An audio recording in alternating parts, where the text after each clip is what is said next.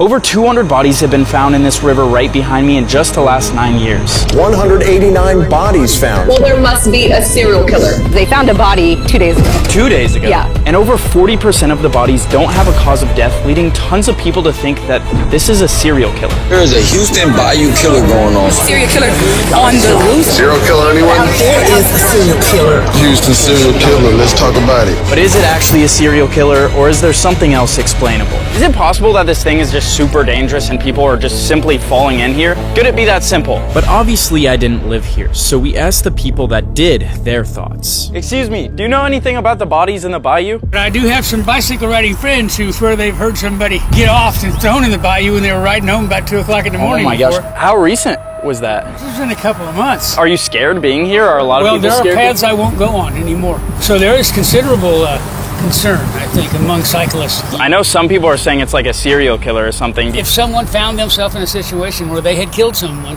the bayou's the place to dump it. What a crazy first person to talk to. It could be a serial killer. It's just concerning, you know what I mean? Yeah. It's always closer than what you think. And I just like hear it on the news, just don't come to the ball game. Oh shit, bro's preparing. Yeah, they are not catching him. Yeah, for real. So people know about this, and alarming amounts of people are ending up in the bayou, but there's other theories than it just being a serial killer. One of the biggest theories is that a lot of people get really wasted, really drunk, and then stumble into here, but that seems kind of far-fetched to me. Like, how drunk do you gotta be? I know, that's what I'm thinking. Bro, you definitely could fall in right here, and that would not be possible to get back up. Like, it would be really hard to get back up. Like, this part of it, I could see some cases happening where people have simply fell in, like, really drunk or something. But that would be like 1 or 2 people, max. And since we couldn't figure out if it was a serial killer or not on our own, we went directly to the people investigating it, the Houston police. Yeah, they should give us all the information, honestly. The police? Yeah, I mean, as long as it's public, they should tell us what's going on. We're actually almost at the police station though. It is right up here. So now we're at the main police headquarters of Houston. They're not allowed to talk about any ongoing cases, but I think they can probably talk about it as a whole and any cases they may have solved, which would help us figure out the overall picture. Hi, how's it going? Just had a quick question. We're making a video documentary about all the bodies found in the bayou here. Do you know if there's anyone we could talk to ask some questions about that? I'll give you a number to call. That'd be great. Yeah, all right. We reached out and didn't get any new information, but researching further, I found this clip that was basically the official statement of the police. The homeless, when they pass, often end up in the bayou. So I think that could be a very, very small amount of the cases, but definitely not all of them, especially with how bizarre some of them are. When with 40% of them undetermined, does that mean the police are just simply not looking into them that deep to figure out what they are? And then they're saying like, oh, they're just homeless people? Like, bro, what? But obviously a lot of the cases aren't just homeless people. We're going to talk to right now Lauren, who is the cousin of Kenneth Cutting Jr., which is one of the most mysterious cases. On the night of June 28th, 2024, a 22-year-old man named Kenneth went out in downtown Houston with his 2 roommates. At some point that night, he vanished.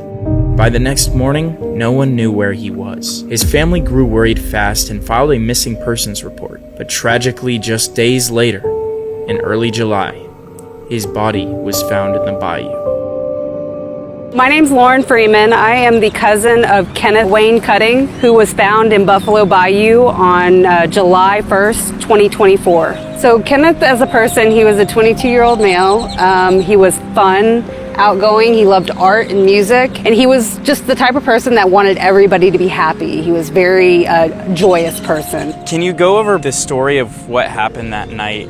Yeah, so Kenneth was in a polyamorous relationship with 2 men that were in their 30s, and they went out to a bar in downtown Houston with 2 boyfriends. Said that he had too much to drink. They said they got him into the car, they started going home, and they were going away from their house, and they said that he got out of the car without his cell phone, without his wallet, and they never heard from him again. And I understand that a lot of the autopsy was incorrect and there were problems there. Yeah, there were a lot of problems with the autopsy. So there was 3 main things that were wrong. The spelling of the street name was wrong. It said that he was 4'8" and weighed 89 pounds, and he was actually 5'4" and weighed probably about 115 to 125 pounds. And then the third mistake was the most alarming, which they said that he had hardware in his neck and he had never had surgery a day in his life. We're almost 2 years later after his death, and police cases are closed and we're still digging. There is now 211 bodies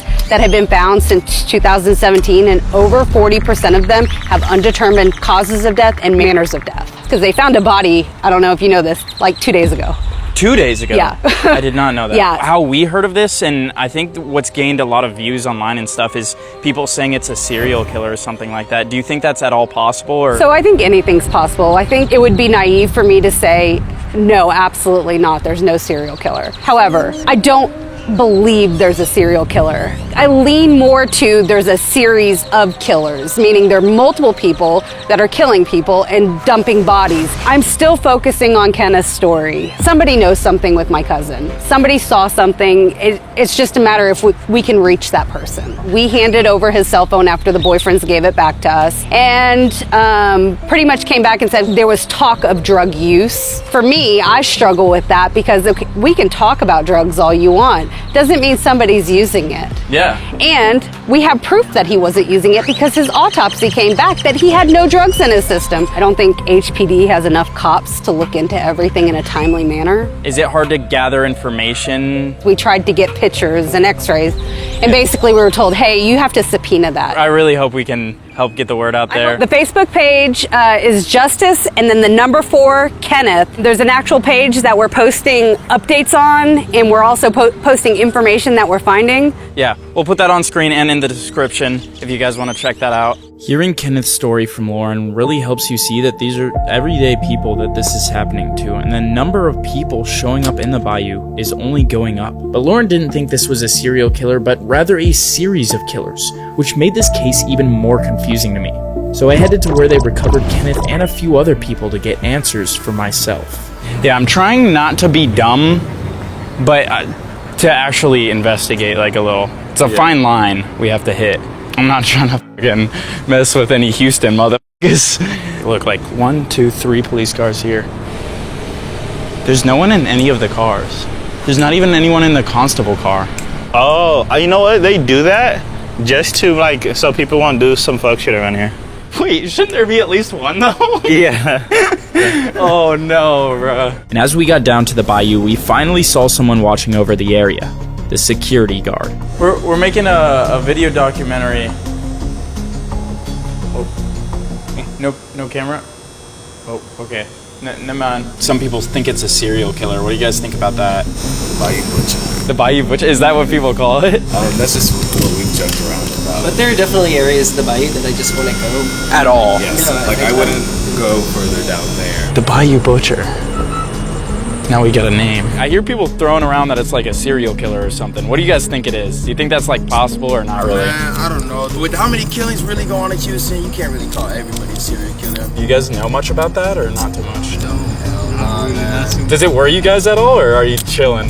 No, not really. I mean, you guys are fishing. Oh shit, yeah, you're chilling, bro. They're not coming near this guy. Yeah, this is like our first time in Houston. Is it pretty dangerous or? Nah, it's really chill. A lot of the people are really Except for you, man. You got the machete, bro. Like you said, man, possible serial killers, you know. Yeah, I guess you gotta stay strapped. If you hear screaming like over that way, like we might need some help. Oh, absolutely, man. I'm gonna dive into the water, Aquaman. Oh shit! I got you. This is our guy. All right. Well, appreciate you guys. The more dangerous area is down there, and we did see some cops. We saw some helicopters, so we're gonna go a little bit down that way. Obviously, not too far. We're not trying to be stupid. Wait, the helicopter was going that way too. Yeah, it was, and the police cars were going that way. I guess if there were a dangerous area next to a river, that would make sense that a lot of bodies would end up in the river. This is the closest bar to the bayou. If you look, there's the bar, there's the bayou, literally right there. Also, where a lot of bodies have been found is just down that way, which I believe the water is flowing that way. So this would line up with the theory that a lot of drunk people are stumbling into there, or what I'm kind of thinking is a lot of drunk people would be getting potentially murdered. You walk down here and literally you're at the bayou. I'll be honest, that has to be murder. I don't think anybody just coming and stumbling down here. I mean, I do think it's like probably happened one time before somewhere around here. Why does the gate stop right what here? What a horrible gate, bro. Yeah, I can see if you're drunk, you're coming here and you're like, oh. Yeah, like maybe you're walking over to the gate. But so far, I'm thinking that it's not drunk people stumbling in. But if this theory was true, surely lots of people at the bars would know about this. So we walked not that far from the bayou to the bars to talk to them. Somebody baiting them in with a get quick free high or whatever. Maybe flashing some money for them to go do a little quick turn a trick move or something, you know. Yeah. And next thing you know, here we got another unsolved murder. You see what I'm saying? Here in the Houston Metroplex. Well, thank you very much. Stay safe out there. Hey man, keep doing your thing. I appreciate you. I feel enlightened as hell. For real. We had a lot of theories at this point. A serial killer, people falling in, other murders, homeless people, but the easiest way to help us get a clue into what this was to look at the demographics of the people being found. Luckily, we got to talk to the reporter who was the first person to break this case, who also had all the statistics. I'm Jaywan. I'm a reporter at KPRC. It's the NBC affiliate here in Houston. There were a string of bayous found in a very short amount of time. So in our newsroom, the discussion came up to dig a little bit deeper because elected officials were coming out and saying, these are homeless people, there's no evidence of a serial killer, but we want to take what they say with a grain of salt and look at the actual data. What has been some of the most, I guess, shocking discoveries that you've found by deeply researching into this? The 40% undetermined manners of death has definitely been shocking. Has there been any patterns there that you've recognized or not really? Not really, and I think that's why from looking at our data set, we were sort of able to answer that question, is there a serial killer? Serial killers tend to be fixated on a type of individual, but what we saw from the data set is that the age range was pretty diverse, the ethnic groups were pretty diverse. So in your opinion, you would say it's not likely that it's a serial killer here? In a city like Houston, it's possible there are serial killers here. However, when it comes to the bayou, it's hard to really correlate that. That doesn't mean that there haven't been killers that contributed to deaths in the bayou. However, one particular serial killer, it's really hard to say. People care about this, people want to know what's going on, and people want answers. I'm now pretty confident that this isn't likely a serial killer, but that makes me even more confused as to why so many of the causes of death are undetermined. And to help us finally figure that out, we talked to somebody who had worked at a morgue so she could explain why they might have trouble figuring out what the cause of death was. Apparently 40% of these cases are undetermined, and I wanted to see like kind of why that is. There's two things that the medical examiner's office determines that appear on a death certificate. The first is the cause of death and the other is the manner of death. So cause of death can be a ton of different things. So for manner of death, you only can have homicide, suicide, accident, natural, or undetermined. The category of undetermined as a manner of death, we don't think it's a homicide, but we're not sure. We don't think it's an accident, but we're not sure. We don't think it's natural death, right? Then undetermined is the only classification that you would give those cases. So here's kind of the important thing to think about when you're investigating these cases here. When someone dies, right, our bodies are very naturally designed to break down. So the moment that life ceases, a body begins to break down. When a body falls into water, typically it sinks, and then as it decomposes and gases are released, the body will float to the surface. And by that time, not only has decomposition happened, the body's been in water too. There's animals in the water. They're not being discriminate, right? They're scavenger type activity going on. And so it's really hard to determine what's going on bodies that are found here. So it would basically get rid of a lot of the evidence. Unless there is a really obvious defect, like we're talking a gunshot wound, it's going to be really hard to determine what happened in that case. Some people seem to think that there's a serial killer. What sort of evidence or patterns would you look for to figure that out? That's coming because there's a higher frequency of reporting, right? So that kind of makes sense, like people are concerned. My thought is that some of these undetermined cases are potentially homicides. They're probably perpetrated by people that are closer to those victims. Well, guys, it might be a serial killer or a series of killers. All I know is that people know that they can leave bodies in the bayou and kind of get away with it. And it really, to me, just doesn't seem like there's enough eyes on this. It doesn't seem like there's enough police. It doesn't seem like there's enough effort being put towards this. The bodies are ramping up. Things are getting worse. And it seems like people are caring less and less. I hear about this less and less. So it's something I really want to get as many views on. I want to get as many people talking about. If you're in the Houston area and know anything about Kenneth's case or any other cases, please reach out to the Facebook I linked down below. And guys, if you are in Houston, please just be careful. Don't go drinking out alone. Make sure you're with lots of friends and just be safe. If you hear or see anything, post it. Let's just get more attention to this. I love you guys. Peace.